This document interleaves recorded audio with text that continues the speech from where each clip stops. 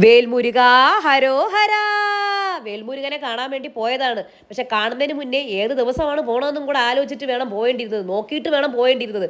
കാണാൻ പറ്റിയില്ല. തിക്കിലും തിരക്കിലും പെട്ട് ഇടിയും ബഹളവുമായി അവസാനം എമർജൻസി എക്സിറ്റ് വഴി പുറത്തിറങ്ങേണ്ടി വന്നു. അങ്ങനത്തെ ഒരു യാത്രയായിരുന്നു ഇത്. തിരുച്ചെന്തൂരിലേക്കുള്ള യാത്രയാണ് കേട്ടോ. രാവിലെ 6 മണിക്ക് ഇറങ്ങിയായിരുന്നു നമ്മുടെ നാഗർകോവിൽ വഴി തിരുച്ചെന്തൂരിലേക്കുള്ള യാത്ര. പക്ഷേ ഒന്ന് മാത്രം നോക്കിയില്ല, ഇന്ന് അവിടെ വിശേഷപ്പെട്ട തൈപ്പൂസമായിരുന്നു കേട്ടോ. തൈപ്പൂയം എന്ന് വേണം പറയാൻ. ഭാഗ്യത്തിന് ശനിയാഴ്ച പോയി, ഞായറാഴ്ച ആയിരുന്നെങ്കിൽ അങ്ങോട്ട് അടുക്കാൻ പോലും പറ്റില്ല. തിരുച്ചെന്തൂർ എത്തുന്നതിന് 30 കിലോമീറ്റർ മുന്നേ തന്നെ ആൾക്കാർ കാൽനടയായിട്ട് മാലയിട്ട് ശബരിമലയിൽ പോകുന്ന പോലെ പോകുന്നത്. എല്ലാവരും പച്ച ഡ്രസ്സാണ് ഇട്ടേക്കുന്നത്. ഞാൻ തന്നെ അത്ഭുതപ്പെട്ടു ഞാൻ എങ്ങനെ പച്ച ഡ്രസ്സ് ഇട്ടു എന്നുള്ളത്. കാര്യം വിചാരിച്ച പോലും ഇല്ല ഈ പച്ച ഡ്രസ്സിന് വളരെ ഇമ്പോർട്ടൻസ് ഉള്ളത്. മുരുകൻ്റെ ക്ഷേത്രത്തിൽ പച്ച കളർ ഡ്രസ്സ് എല്ലാവരും ഇട്ടിട്ട് വരലുണ്ട്. അവിടെ സത്യം പറഞ്ഞാൽ അവർ ഒരു മാലയൊക്കെ ഇട്ട് ശബരിമലയിൽ പോകുന്നത് പോലെ ഈ ഉച്ചയ്ക്കാണ് അവർ നടന്നു പോകുന്നത്. കാൽനടയായിട്ട് വ്രതമൊക്കെ എടുത്ത് വരുന്ന ആൾക്കാരാണ് ഉള്ളത്. ഭയങ്കര തിരക്കാണ്. പൂയം നാളിൻ്റെ ഇവിടെ ഭയങ്കര തിക്കും തിരക്കുമാണ് കേട്ടോ.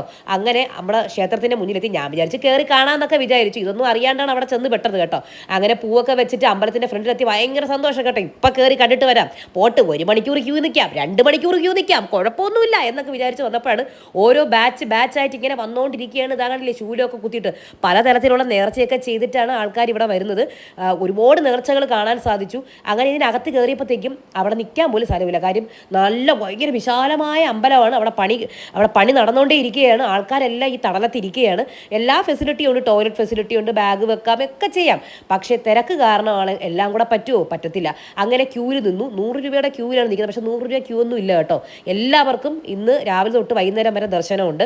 രാവിലെ 11 മണിക്ക് കയറിയതാണ്. അമ്പലത്തിൽ കയറാൻ പോലും പറ്റിയില്ല, അകത്ത് പോലും കയറാൻ പറ്റിയില്ല.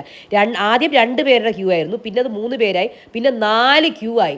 അങ്ങനെ ഇടിയും ബഹളമായി. 3 മണിക്കൂറോളം നമ്മൾ അമ്പലത്തിൻ്റെ മുന്നിൽ നിന്ന്, അതായത് അമ്പലത്തിനകത്ത് പോലും കയറാൻ പറ്റിയില്ല. വെള്ളം പോലും കയ്യിലെടുത്തിട്ടില്ല. പക്ഷേ വെള്ളമൊക്കെ വിൽക്കുന്ന ചേച്ചിമാരൊക്കെ ഉണ്ടായിരുന്നു കേട്ടോ. അവർ പറഞ്ഞു, മോളെ ഇനി ഒരു 3 മണിക്കൂറും കൂടെ നിന്ന് നിങ്ങൾക്ക് അകത്ത് കയറാമെന്ന്. അപ്പോൾ എൻ്റെ അമ്മേ 11 മണിക്ക് പോയാൽ നമ്മൾ 5 മണിക്കേ നമുക്ക് കാണാൻ പറ്റും ദർശനം. അപ്പോൾ നമ്മൾ വിചാരിച്ചു, ഈശ്വര അങ്ങനെയാണെങ്കിൽ നമുക്ക് നടക്കത്തില്ല, യാത്രയേ പോവും. അങ്ങനെ എമർജൻസി എക്സിറ്റ് ആണെങ്കിൽ അവിടെ ഒന്നും കാണുന്നുമില്ല.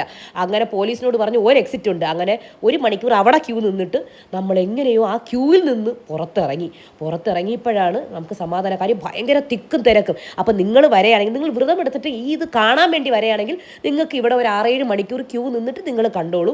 അല്ലാതെയാണെങ്കിൽ നിങ്ങൾ ഇങ്ങനത്തെ വിശേഷപ്പെട്ട ദിവസങ്ങളാണെങ്കിൽ ഇത് നോക്കിയിട്ട് വേണം വരാൻ. അവിടെ നിന്ന് നമ്മൾ നേരെ പോയത് തെരിക്കാടിലേക്കാണ് കേട്ടോ. ഇവിടുത്തെ പ്രത്യേകത നമ്മൾ ഒരുപാട് സിനിമയിൽ ഈ ലൊക്കേഷൻ കണ്ടിട്ടുണ്ടാവും. അവിടെ പോയപ്പോഴും അതിൻ്റെ സിനിമ ഷൂട്ടിങ്ങൊക്കെ നടക്കുന്നുണ്ടായിരുന്നു.